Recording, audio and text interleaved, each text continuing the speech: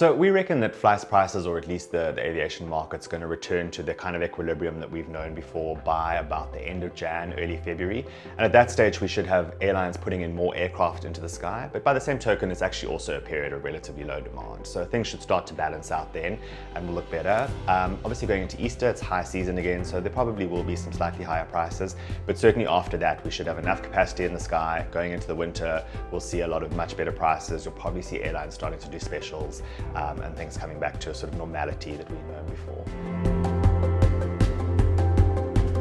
When you're looking for a good deal at the moment, there are a couple of times out there that are periods of naturally low demand that would be a good time. So if you're able to shift your leave or be flexible with your annual leave policy, the last 2 weeks of January, for example, are traditionally periods where there's really low demand.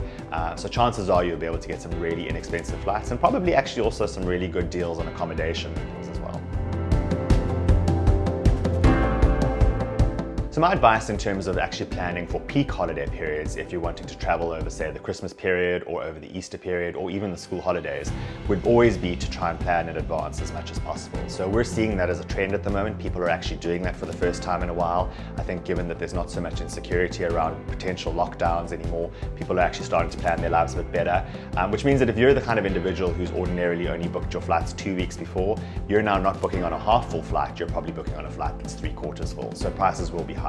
So the best advice if you're looking to plan ahead or if you're looking to travel during a peak season is to plan ahead as much as possible. So we're really excited to be able to make a contribution towards the supply on the market at this stage. Flysafair is committed to bringing on 6 new aircraft before the end of April.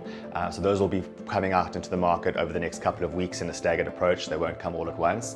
And we're hoping that by December, we will certainly have the first one in, and then going into the new year, they'll come out every few weeks until the end of April.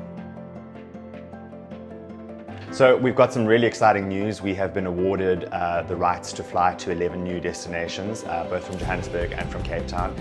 These were rights that were awarded to us by the International Air Services Licensing Council. So next year is going to be a really busy year for us as we start negotiations with the various civil aviation authorities in those countries and start to plan some routes that break the borders of South Africa.